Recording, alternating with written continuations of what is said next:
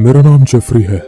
मैं उस तरह का इंसान नहीं हूं जिसे होटल पसंद हो या जो आमतौर पर होटल में ठहरता हो, लेकिन जरूरत पड़ने पर होटल में स्टे करना पड़ता है।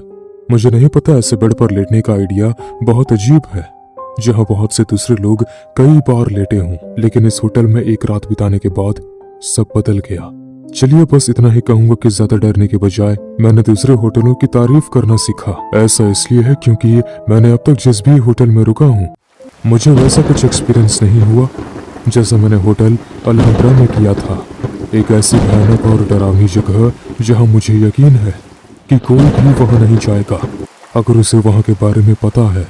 मुझे अच्छी तरह से याद है जब मैं उस होटल में पहुंचा था, मैं काफी थका हुआ था। बारिश में घंटों गाड़ी चलाने के बाद मेरा शरीर भारी हो गया था। दूर से ही उस होटल की चमकती लाइटें और चमकता हुआ नियॉन साइन होटल अलहम्ब्रा अंधेरे में साफ दिखाई दे रहा था। मेरे पास ज्यादा ऑप्शन भी नहीं थे और ईमानदारी से कहूँ तो मुझे बाकी जगह देखने का भी ज्यादा मन नहीं था। इसलिए बिना सोचे समझे मैंने गाड़ी पार्किंग में घुमाई और अंदर चला गया। बिल्डिंग एक पुरानी ईंट की बनी हुई थी जिसमें एक तरह का अट्रैक्शन होता है, लेकिन आप जानते हैं कि ये टूट रही है।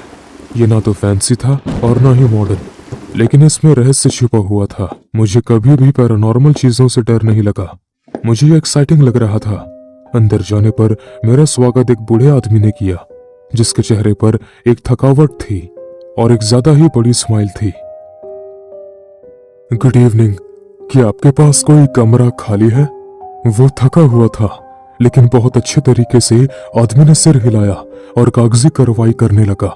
इस बीच मैंने चारों तरफ देखा। माहौल में कुछ अजीब था, हवा में एक तरह का भारीपन था, लेकिन मुझे लगा कि ये शायद मेरी अपनी थकान और जगह के उदास माहौल के कारण था। जब मैं कागजी कार्रवाई कर रहा था तो वो आदमी मेरी तरफ देखता रहा। उसके बारे में कुछ ऐसा था जिससे मैं बहुत अनकंफर्टेबल महसूस कर रहा था। मैं उसे उस बुक के बारे में लिखते हुए और मुझे गेस्ट के रूप में लिस्टेड करते हुए भी देख सकता था, बिना ये देखे कि वो क्या लिख रहा है। वो सिर्फ मेरी तरफ देख रहा था। जब उसने अपनी प्रोसेस खत्म की तो वो आदमी खड़ा हो गया और मैं घबरा गया। वो आदमी लगभग 6 फीट लंबा था। हाँ, वो बिल्कुल एक बूढ़े आदमी की तरह लग रहा था, लेकिन एक बहुत ही स्ट्रांग बूढ़ा आदमी था। जब वो चाबियां ढूंढ रहा था तो वो कभी कभी मुड़कर मेरी तरफ देखता था। उस आदमी ने मुझे कमरे की चाबी दी और मुझे इंस्ट्रक्शंस दिए। जब मैं जा रहा था तो मैं अपनी आंख के कोने से देख सकता था कि वो अभी भी कैसे मुझे घूर रहा था। जैसे कि उसे पता चला कि मैं भी उसे देख रहा हूँ, उसने मुझे एक छोटी सी स्माइल दी और वापस बैठ गया। उसके बाद मैं अपना सूटकेस हाथ में लेकर ऊपर गया और बिना किसी परेशानी की कमरा ढूंढ लिया। जैसे ही मैंने दरवाजा खोला, ठंडी हवा का एक झोंका मेरे चेहरे पर लगा। ऐसा लग रहा था जैसे कमरा जम गया हो। भले ही बाहर का मौसम इतना भी ठंडा नहीं था। मैंने अपना सूटकेस फर्श पर रखा और कमरे में चला गया। सजावट बहुत ही नॉर्मल थी। बीच में एंटीक फर्नीचर और एक बड़ा बेड था। मैंने खुद से सोचा कि कुछ भी एबनॉर्मल नहीं है, लेकिन मुझे जल्द ही पता चल गया कि मैं बहुत गलत था। कुछ ठीक न होने का पहला सिग्नल मिला। एक अजीब आवाज आई। कमरे में हर जगह से एक हल्की हवा आती हुई लग रही थी, लेकिन ये आवाज बस अजीब थी। हवा में एक अजीब सी आवाज थी, मानो ये कोई आवाज हो। मैंने पहले तो इसे अनदेखा किया, सोचा कि शायद ये होटल की बिल्डिंग पुरानी है, लेकिन सरसराहट तेज होती गई।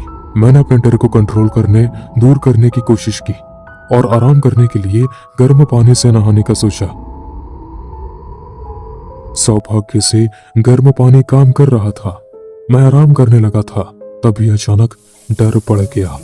मैंने बाथरूम का दरवाजा धीरे धीरे खुलने की आवाज सुनी। उस पल मुझे लगा कि यह हवा है, लेकिन दरवाजे खुलने के साथ ही कुछ और भी था। जब मैंने दरवाजे की तरफ देखा तो मुझे पर्दे के पीछे से एक परछाई दिखाई दी। कोई बहुत धीरे धीरे मेरी तरफ आ रहा था। मैं उसे कुछ बुदबुदाते हुए सुन सकता था। वो मुझे कुछ बता रहा था। अगर वो चोर था तो मेरे पास एक छोटा सा फायदा था। उसे जरूर लगेगा कि मैंने उसे नहीं देखा है। मैंने संगमरमर की साबुनदानी को पकड़ा और उसके सिर पर पटकने के लिए तैयार था। मैंने जल्दी से पर्दा खोला। जब परछाई पहले से कहीं ज्यादा करीब थी, मैं लड़ाई के लिए तैयार था, लेकिन वहां कुछ नहीं था। पर्दे के पीछे कोई नहीं था। कोई भी छिप नहीं सकता था, क्योंकि ये सचमुच मेरे सामने था। अगर कोई था तो वो बस गायब हो गया। मैंने खुद को धोखा देने की कोशिश की कि ये शायद पर्दे की वजह से एक छाया बन गई थी, कि मैं शायद इसलिए कुछ देख रहा था क्योंकि मैं थका हुआ था। लेकिन अंदर मुझे पता था कि कुछ गड़बड़ है।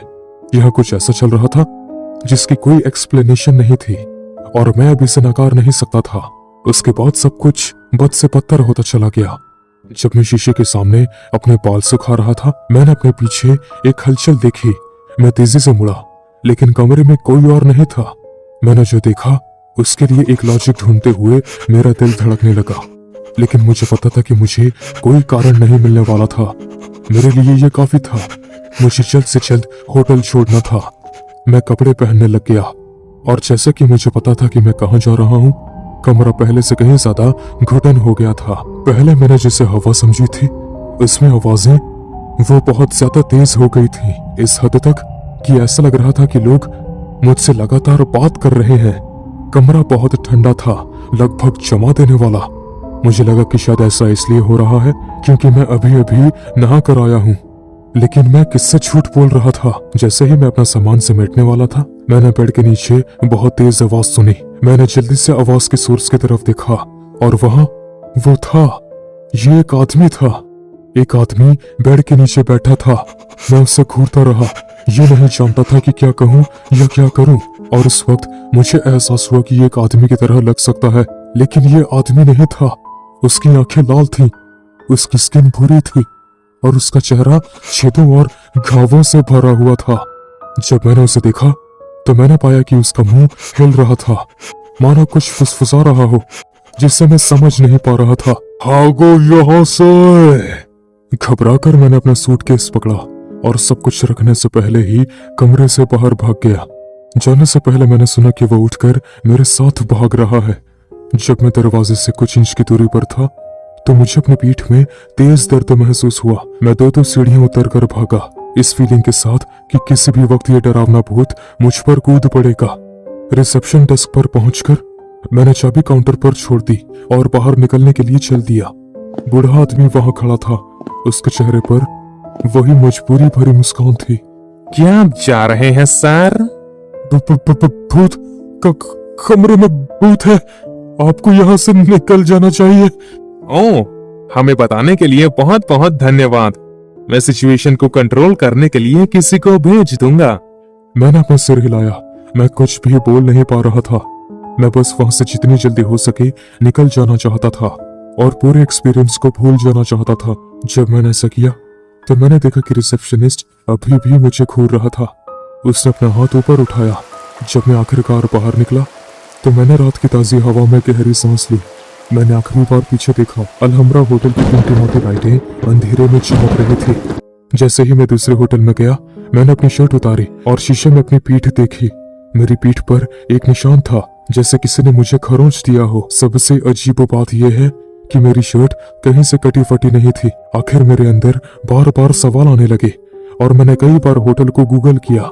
उस होटल के दर्जनों वीडियो में भूतों से घिरे लोग, अपने आप हिलते हुए फर्नीचर और यहाँ तक कि बच्चे भी भूतों को देखने के लिए अंदर जाना चाहते थे। क्या आप जानते हैं कि सबसे अजीब बात क्या थी? कोई फर्क नहीं पड़ता कि वीडियो कब लिया गया था, दिन के किस वक्त फिल्माया गया था या होटल के किस हिस्से में था, पर हमेशा वो मैनेजर मौजूद होता था। कमरे की तरफ देखते हुए उसके चेहरे पर एक अजीब सी स्माइल रहती थी, जैसे कि वो वीडियो की दूसरी तरफ मौजूद आदमी को जानता हो। मानो उसे पता था कि मैं उसे ही देख रहा हूँ।